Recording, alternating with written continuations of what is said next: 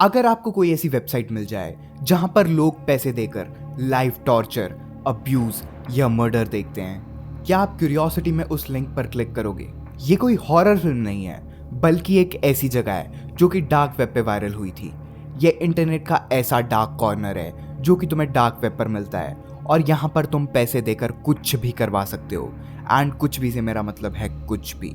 तुम किसी को टॉर्चर करवा के किसी का मर्डर करवा सकते हो, किसी को भी अब्यूज करवा सकते हो। तुम चाहो तो पैसे देकर ऐसी ऐसी चीज़ें करवा सकते हो जो मैं ऑन कैमरा बोल भी नहीं सकता। ये एक ऐसी वेबसाइट है जहाँ पर जाके लोग अपनी मेंटल हेल्थ को ख़राब कर देते हैं और इस जगह का नाम है red rooms. Que seront dévoilées les troublantes vidéos saisies par le FBI. Les preuves clés qui ont mené à l'arrestation de Ludovic Chevalier. Ce qu'on va tenter d'établir ici, c'est que Ludovic Chevalier est l'auteur de ces meurtres, qu'il a filmés pour un auditoire privé, prêt à payer pour voir ça en direct dans ce qu'on appelle des Red Rooms.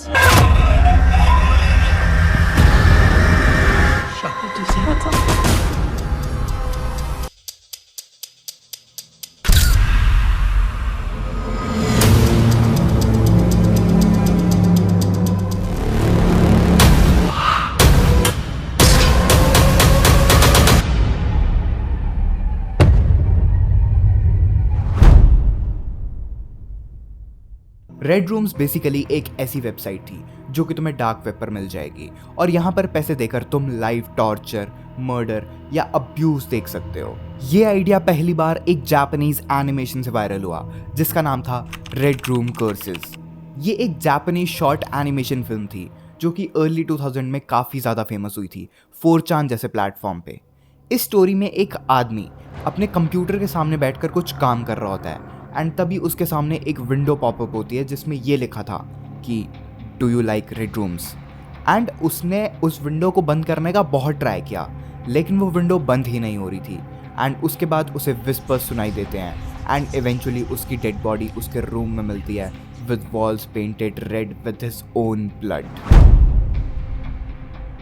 Red rooms dark web पे exist करते हैं and इनका main concept ये है कि यहाँ पर लोगों को टॉर्चर किया जाता है ऑन लाइव स्ट्रीम। इसमें लोगों से बिटकॉइन लिए जाते हैं एंड उन लोगों के अकॉर्डिंग ही स्ट्रीम डिसाइड होती है, जैसे कि नेक्स्ट क्या करना चाहिए, मारो या जिंदा रखो, ये टूल यूज़ करो या वो, उसको किस तरह टॉर्चर करो। व्यूअर्स एलिजिडली वोट करते हैं और जो लोग ज़्यादा पैसे देते हैं उस इंसान के साथ वो सब किया जाता है। पूरा सीन एक डार्क क्लोज्ड रूम में होता है, विक्टिम टाइड होता है और एक अनोनिमस पर्सन उसके साथ हॉरिफाइंग चीज़ें करता है। सब कुछ लाइव स्ट्रीम पर। इस स्ट्रीम पे जितने भी विक्टिम्स होते हैं वो सब या तो होमलेस होते हैं या उनको किडनैप किया होता है। एंड जो भी ये लोग होते हैं उन सब का आज दिन तक किसी को कुछ भी नहीं पता चला है। अब रेडिट पे काफ़ी फेमस स्टोरी है जिसमें एक कॉलेज गोइंग स्टूडेंट ने ये क्लेम किया था कि उसने रेड रूम को विजिट किया है एंड उसकी स्ट्रीम्स भी देखी है। उसने अपनी स्टोरी में ये बताया कि एक दिन वो अपने ब्राउज़र में डार्क वेब को एक्सप्लोर कर रहा था एंड उसके सामने एक लिंक अपेयर होता है एंड जैसे ही वो उस लिंक को खोलता है उसके सामने एक पेज ओपन हो जाता है। स्क्रीन ब्लैक थी, फिर एक लाइट ऑन हुई, एक आदमी मास्क पहने हुए कैमरा के सामने आया। उसके पीछे एक चेयर थी जहाँ पर एक लड़की बंधी हुई थी। थोड़ी देर बाद स्क्रीन पर मैसेजेस आने लगे, choose the next move, $200 for hammer, $500 to rip the skin, $1000 to cut the fingers. ये सब देख के उसने एकदम से अपना कंप्यूटर बंद कर दिया एंड नेक्स्ट डे उसे एक ईमेल आई जिसमें ये लिखा था, we saw you and we will kill you. इस स्टोरी के बाद 4chan और रेडिट थ्रेड्स जैसे प्लेटफॉर्म ने रेड रूम को इतना हाइप्ड बना दिया कि लोग उसे सच मानने लगे।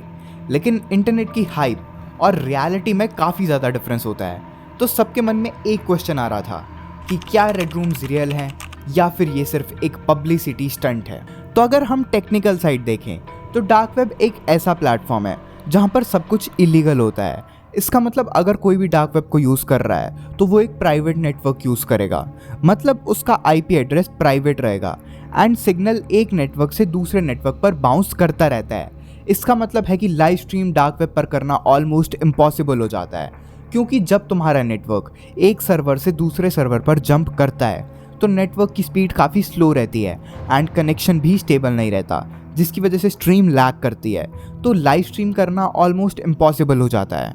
आइलीन ऑम्सबी, जो कि एक काफ़ी फेमस जर्नलिस्ट और डार्क वेब एक्सपर्ट है, उनका ये कहना है कि रेड रूम्स जैसी साइट मोस्टली स्कैम्स होती है। उन्होंने अपनी रिसर्च में ये डिस्कवर किया कि डार्क वेब पे रेड रूम के लिंक्स अपने आप अपीयर होते हैं एंड कुछ ऐसी वायलेंट और डिस्टर्बिंग इमेजेस से ऑडियंस की अटेंशन ग्रैब करते हैं। एंड जब तुम उस साइट पे जाते हो तो एक प्री रिकॉर्डेड वीडियो प्ले होती है एंड जैसे ही तुम बिटकॉइन से पेमेंट करते हो वैसे ही ये साइट ऑटोमेटिकली बंद हो जाती है। एंड जैसे कि तुम्हें पता है कि बिटकॉइन एक डिजिटल करेंसी है जिसको ट्रेस नहीं कर सकते, इसीलिए वो लोग कभी भी पकड़े नहीं जाते। तो इन सब कॉन्सेप्ट और अर्बन लेजेंड्स ने रेड रूम्स को इतना फेमस किया, जिसका मेन टारगेट था लोगों में साइकोलॉजिकल फियर बढ़ाना एंड उनसे पैसे चोरी करना। बट ये भी एक थ्योरी है जो कि अभी तक प्रूव नहीं हुई। ऐसे कई लोग हैं जिन्होंने ये क्लेम किया है कि उन्होंने रेड रूम को एक्सेस किया है, लेकिन उनके पास इस चीज़ का कोई भी सॉलिड प्रूफ नहीं है। अब ये मत सोचना कि डार्क वेब बिल्कुल सेफ है। रेड रूम शायद फेक हो, लेकिन डार्क वेब पर रियल थ्रेट हमेशा रहता है। Illegal drug market, weapons, hitman hire करना, child abuse and even dark web पे ऐसी वीडियोस भी है जहाँ पर तुम्हें ह्यूमन फ्लैश को कैसे कुक करना है वो भी बताया जाता है। पीटर स्कली, एक ऐसा आदमी जिसने एक 2 साल की बच्ची को और फिजिकली अब्यूज़ करा। उसने टोटल 20 से 30 बच्चों को किडनैप किया था स्नफ वीडियोस बनाने के लिए and he is considered as one of the most disturbed human being. वो बच्चों पे अब्यूज़ और टॉर्चर की वीडियोस बनाता था and concept was similar to red rooms, but they were pre recorded videos जिनको बाद में अपलोड किया जाता था। So basically not red rooms. तो बॉटम लाइन ये है कि रेड रूम्स का आइडिया थ्रिलिंग ज़रूर है, लेकिन रियलिटी में ये सिर्फ एक साइकोलॉजिकल फियर है जो लोगों के दिमाग में डाला गया है, जिसका कोई भी अभी तक प्रूफ नहीं है। ज़्यादातर तो स्कैम्स होते हैं एंड लोगों से बस पैसे चुराने की ट्रिक्स होती हैं। बट सोचने वाली बात ये है कि इंटरनेट एक ओशन की तरह है जिसका अभी तक बस 50% ही एक्सप्लोर हुआ है। तो ये भी हो सकता है कि असली में भी ऐसी कोई जगह एग्जिस्ट करती हो इंटरनेट पे जिसके बारे में अभी तक किसी को भी नहीं पता एंड वहाँ पर और भी ज़्यादा स्केरी और डिस्टर्बिंग चीज़ें हो रही हो।